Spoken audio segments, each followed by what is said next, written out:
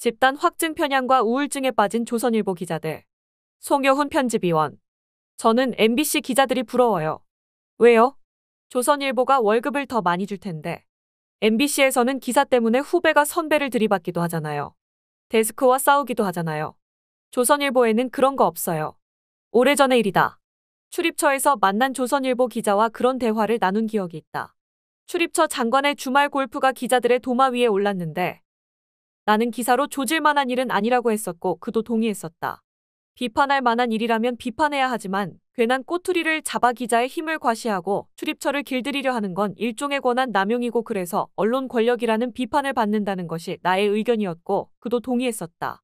그랬는데 다음 날 조선일보의 장관을 조지는 기사가 실렸다. 하여 그 기자에게 물었다. 어제는 기사거리가 아니라고 하더니 이런 기사는 써선 안 된다고 하더니 신문에는 기사가 실렸네 하며 다소 비아냥거리듯이 물었다. 그의 입에선 의외의 대답이 나왔다. 그 기사 제가 쓴 거 아닙니다. 그에게서 들은 전말은 이러했다. 이러저러한 일이 있다고 데스크에 보고했더니 기사를 쓰라고 하더란다. 기사로 쓸만한 게 아니라고 했지만 쓰라고 하더란다. 그래서 기사를 썼는데 마치 다른 사람이 쓴 것처럼 기사를 다 뜯어고치더란다. 기사에 달린 기자의 이름은 그대로 놔둔 채 20년도 더 지난 시절의 이야기다. 보통 사람들은 기자들이 모여있는 신문사 편집국은 논쟁으로 시끄러울 거라고 생각한다. 그런데 조선일보 편집국은 조용하다고 했었다. 위에서 지시가 떨어지면 일사불란하게 움직인다고 했었다. 후배가 선배에게 대들거나 데스크와 언쟁을 벌이는 건 상상할 수 없다고 했었다. 그것이 조선일보의 조직 문화이고 그래서 조선일보 편집국은 조용하다는 게 정설로 통했다. 그 기사는 내 이름으로 나갔지만 내 기사가 아니라는 출입처에서 만난 조선일보 기자에게 나는 연민을 느꼈다. 참 힘들게 사는구나. 기자에게 중요한 건 월급보다 기자로서의 명예이거나 자존심일 텐데. 3년 전에 매체 비평지 미디어오늘의 조선일보 기자들이 우울증을 앓고 있다는 기사가 실렸다. 조선일보에는 우울증을 앓고 있는 기자들이 적지 않으며 치료비용 지원 등 기자들의 정신건강에 회사가 적극적으로 신경을 써달라고 노조가 회사에 요청했다는 기사였다. 기자가 우울증을? 그것도 적지 않은 기자들이? 그런데 왜 치료비용을 회사에 달라고 하지? 호기심이 발동하여 기사를 찬찬히 살펴보니 조직생활 부적응으로 인한 우울증도 있지만 기사가 나간 뒤에 쏟아지는 적대적 위협적 인신공격에 정신적 충격을 받는 조선일보 기자들이 많다는 거였다. 미디어오늘의 기사는 조선일보 노보에 실린 기사를 인용한 것이니 사실일 터인데 기사를 쓴다는 건 나만 보는 일기장에 글을 쓰는 게 아니고 남에게 알리려고 쓰는 것이고 따라서 반박이나 비판이 있을 수도 있는데 그것 때문에 우울증을 앓는다는 게 이해되지 않았다. 조선일보 노보는 적대적 위협적 인신공격이라고 썼지만 사실은 사실을 왜곡하고 호도하는 기사에 대한 예리한 비판이라고 하는 게 정확할 것이다. 인터넷이 없던 활자 매체의 시절에는 기자와 독자의 관계가 정보와 의견을 하향식으로 전달하는 일방적 소통이었다면 지금은 쌍방향 소통이 가능하다. 기사에 달린 댓글에는 악성 댓글도 있지만 폐부를 찌르는 댓글도 있다. 기사보다 더 예리한 댓글도 많다. 역기능도 있지만 순기능도 있는데 기자치고 댓글 기능을 옹호하는 기자는 보지 못했다. 정당한 기사에 딸린 막무가내 악성 댓글에 학벌 좋고 똑똑하고 자존심 강하고 대한민국을 움직이는 조선일보라는 자부심 넘치는 조선일보 기자들이 정신적으로 괴로워하며 우울증을 호소할까? 그럴 것 같지는 않을 거다. 사실이 아니라는 댓글과 사실 왜곡이라는 댓글과 여론 조작이라는 댓글과 선전선동이라는 댓글과 조선일보가 언론이면 우리 집 화장지가 8만 대장경이라는 댓글에 항변할 수 없으니 자괴감이 드는 것이고 내 이름으로 나간 기사인데 양심에 찔리니 괴로운 것이고 그런 이유로 기자들이 집단적으로 우울증을 호소하는 게 아니겠는가. 지금은 이른바 스마트 시대다. 인터넷 무림에는 기자들보다 더 전문적이고 더 통찰력도 있고 글도 더 잘 쓰는 각 분야의 고수들이 즐비하다. 조선일보 대표 논객이라는 김대중은 몰라도 김어준은 안다. 조선일보는 김어준을 일개 유튜버라고 내리깎으며 언론인으로 인정하지 않지만 대중에게 미치는 영향력으로 치자면 조선일보 대표 논객 김대중은 김어준의 상대가 되지 못한다. 지금 우리는 그런 세상에 산다. 내란 수괴 윤석열에 이어 내란 수괴의 그림자에서 벗어나지 못하는 바지 총리 한덕수까지 탄핵한 다음 날 조선일보에는 20년 전의 기억을 떠올리게 하는 기사가 실렸다. 조국혁신당의 이규원 전략위원장은 검사 출신이다. 이른바 별장 성접대 사건으로 유명세로 치자면 결코 남부럽지 않은 김학의 전 법무차관의 몰래 출국을 막았다가 자기 식구는 절대 건드리지 않는다는 검찰에 의해 직권남용으로 기소되었다. 성폭행범 딱지가 붙은 전직 검사의 몰래 출국을 막은 검사 이규원은 검찰에겐 자기 식구가 아닌 남이었던 거다. 검찰의 기소로 사실상 검사 일을 하지 못하게 된 이규원 검사는 사표를 내고 지난 총선에서 조국혁신당에 합류했다. 그런데 법무부는 이 검사의 사표를 받아주지 않았다. 재판을 받고 있는 피고인 신분이라는 게 이유였다. 검사 이규원은 2심에서도 무죄 판결을 받았다. 그러자 법무부는 검사징계위원회를 열어 이규원 검사의 해임을 의결했다. 사표를 내도 받아주지 않더니 법원에서 무죄 판결이 났는데 해임을 한 것이다. 공무원에겐 사표를 내고 스스로 떠나면 면직이고 해임은 일반 기업으로 치면 해고에 해당하는 징계다. 해임 처분을 받은 이규원 전 검사는 법무부를 상대로 해임 취소 소송을 냈다. 일반 기업으로 치면 해고 무효 소송이다. 그랬더니 조선일보에는 사표 낼 땐 언제고 이규원 조국당 전략위원장 검사직 해임 취소 소송이라는 기사가 실렸다. 아무 생각 없이 그 기사를 접하면 그러게 사표를 냈다면서 왜 소송을 내지? 이상한 사람이네 라고 할 수 있는 기사다. 이규원 전 검사는 검사로 복직하려고 소송을 낸 게 아니다. 해임이라는 징계는 부당하다는 명예찾기 소송을 낸 것이다. 그걸 조선일보 기자가 모를까? 그렇지는 않을 거다.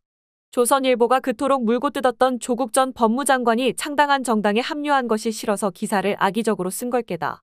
아니면 오래전에 출입처에서 만난 그 기자처럼 기자는 기사를 그렇게 쓰지 않았는데 데스크가 조선일보의 의도에 맞게 싸그리 뜯어고쳤거나 그래서 조선일보에는 우울증을 앓는 기자들이 많은 게 아닐까? 기사에는 익명의 법조계가 유일한 취재원으로 등장하는데 그 익명의 법조계 씨는 실존하는 인물일까? 혹시 조선일보가 만들어낸 가공의 인물은 아닐까? 기사를 그렇게 쓴다면 천사도 악마로 매도할 수 있고 악마를 천사로 둔갑시킬 수도 있는데 천지창조를 할 수도 있는데 별별 의문이 꼬리에 꼬리를 문다. 한덕수 총리의 탄핵 소추안이 국회에서 의결된 다음 날에 조선일보는 거야 29번째 탄핵 폭주라는 아젠다 세팅과 탄핵 단두대라는 혐오 프레임으로 민주당과 이재명 대표에 대한 증오와 저주를 쏟아낸다. 그와 동시에 윤석열이 가장 아낀 관료 최상목이란 기사로 최상목 권한대행을 띄우며 민주당과 분리하여 윤석열 쪽에 포진시킨다. 조선일보에게 민주당과 이재명은 적군이고 윤석열과 한덕수는 우군이다. 최상목 권한대행에게도 우군이 되라는 거다. 조선일보는 세상을 있는 그대로 전하지 않는다. 보고 싶은 것만 보는 편향과 보고 싶은 대로 보는 왜곡의 확증 편향으로 독자들의 시선을 민주당 혐오와 윤석열 탄핵 반대에 고정시킨다. 조선일보에게 독자는 언론 소비자가 아니라 반복학습으로 세뇌시켜야 하는 선전선동의 심리전 대상이다. 나치의 선전장관이었던 괴벨스에 따르면 분노와 증오는 대중을 열광시키는 가장 강력한 힘이다.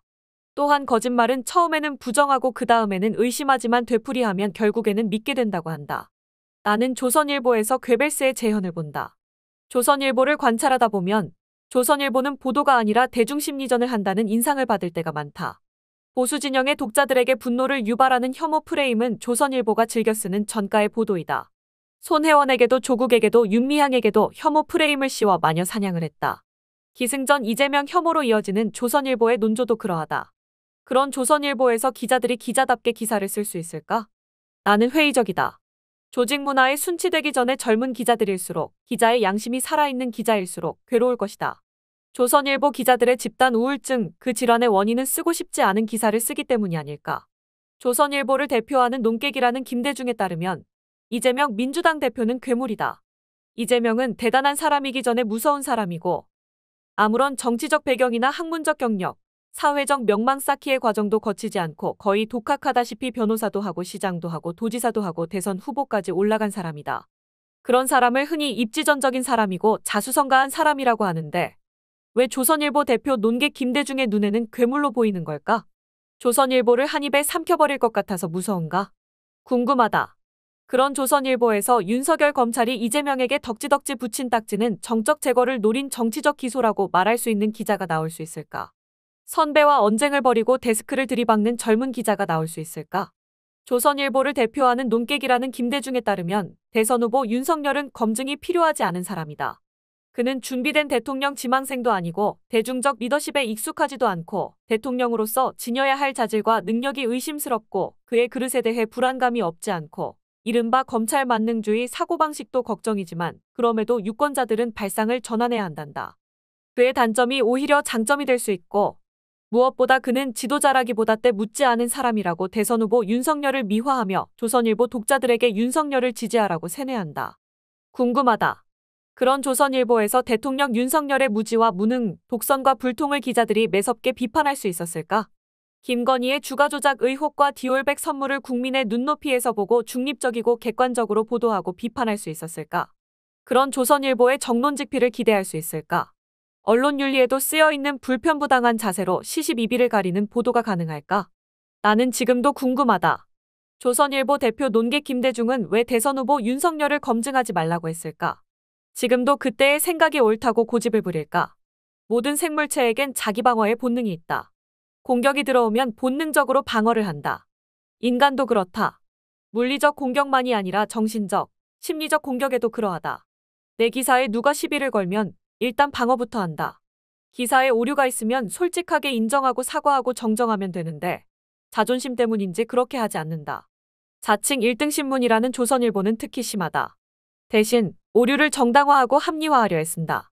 오류를 숨기고 억지 논리로 정당화하고 합리화하는 과정이 반복되면 확증 편향의 늪에 빠져 세상을 보고 싶은 대로 보게 된다. 조선일보가 그렇다. 지난 20일 조선일보에 실린 박은주 기자의 운동권 정년 연장의 꿈, 계엄이 도왔다는 칼럼은 확증 편향의 전형을 보여준다. 박 기자는 계엄 준비서를 폭로했던 민주당 최고위원 김민석이 몹시도 미운가 보다. 칼럼에는 베베 꼬인 속내가 그대로 드러난다.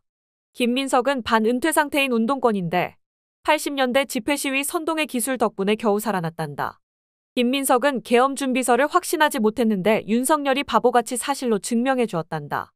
12.3 계엄 사태 당시 우원식 국회의장이 담을 넘어 국회로 들어간 것도 운동권 근성이 있어서 그런 거라며 월담 우원식이라고 비꼰다. 윤석열의 계엄령 선포는 유례 있는 폭거이고 합법인데 젊은 세대가 분노한 건 영화 서울의 봄을 봤기 때문이란다. 그 영화만 없었다면 윤석열의 내란은 성공했을 거라는 얘기다. 윤석열 퇴진을 요구하는 교수들의 시국선언이 대유행이 된 건 그 교수들은 잃을 게 없어서란다. 확증 편향도 이런 확증 편향이 없다. 검색해보니 박은주 기자는 부국장급의 중견 기자다. 2012년 대선 후보였던 박근혜에게 형광등 100개의 아우라가 있다고 아부를 진상하던 그 기자다. 그 이전에 내가 알던 조선일보 기자 박은주는 감성적이고 기사도 잘 쓰던 문화부 기자 박은주였다. 안타깝다. 윤석열은 억세게 관운이 좋은 사나이다. 부지불식간에 내뱉은 사람에게 충성하지 않는다는 한마디의 말로 서울중앙지검장이 되고 검찰총장이 되는 출세가도를 달리더니 자기를 발탁하고 임명한 대통령의 등에 칼을 꽂고 그 자리에 올랐다. 사실상 공짜로 얻은 거나 마찬가지라서 그런 걸까? 대선 후보 시절에는 임기 5년짜리 대통령이 겁이 없다고 막말을 해대고 TV토론에는 손바닥에 왕자를 쓰고 나오더니 대통령이 되자 속된 말로 겁을 상실한 만인지상의 왕이 되었다. 윤석열은 확증 편향 그 자체다. 12.3 계엄은 범죄자 집단의 소굴이 된 국회와 폐악질을 일삼은 망국의 원흉 반국가 세력을 일거에 척결하기 위한 결연한 구국의 의지를 실행에 옮긴 거라는 황당하고 허무맹랑한 주장으로 확증 편향에 정점을 찍었다. 내란 수괴가 된 대통령 윤석열은 확증 편향을 넘어 망상증 환자다. 윤석열은 12.3 계엄은 합법이고 정당하다는 주장을 꺾지 않을 것이다. 3살 버릇 여든 간다고 대학생 때도 교수였던 부친에게 고무호수로 맞던 불굴의 꼴통 기질이 어디로 가겠는가. 윤석열이 자기의 잘못을 인정하는 순간 확증 편향과 편집증과 망상으로 쌓은 365일 24시간 밤잠을 이루지 못하고 오로지 국민만을 생각하는 대통령 윤석열이라는 허상은 무너지고 내란 수괴라는 객관적 사실과 법정에 서야 하는 현실만 남는다. 그래서 윤석열은 자기의 주장을 꺾지 않을 것이고 탄핵의 시간이 길어질수록 국민의 불안과 고통은 가중될 것이다. 확증 편향은 무서운 거다. 나는 매일 조선일보에서 확증 편향을 본다. 확증 편향이라는 모래성 위에 서 있는 조선일보를 본다. 대한민국이라는 공동체를 위협하는 진짜 괴물을 본다. 확증 편향 조선일보가 없었다면 확증 편향 대통령 윤석열도 없었을 것이다. 수구 진영의 스피커가 되어 괴벨스가 울고 갈 선전선동으로 독자들을 확증 편향의 울타리에 가두는 조선일보가 없었다면 내란 수괴 윤석열도 없었을 것이다. 조선일보가 배출한 논객 김대중 씨가 가장 영향력 있는 언론인으로 꼽히던 시절도 있었다. 호랑이가 담배도 피우던 까마득한 옛날의 일이다. 조선일보 사주는 밤의 대통령으로 불리기도 했었다. 조선일보가 지금도 그때의 행태를 고수하고 있다면 해가 지는 서산의 석양에 젖은 몸을 말리는 것과 다르지 않다. 시대에 뒤떨어진 언론사는 시장에서 도태되어야 한다. 그게 시장의 법칙이다. 조선일보를 언론시장에서 퇴출해야 할 이유가 쌓여간다.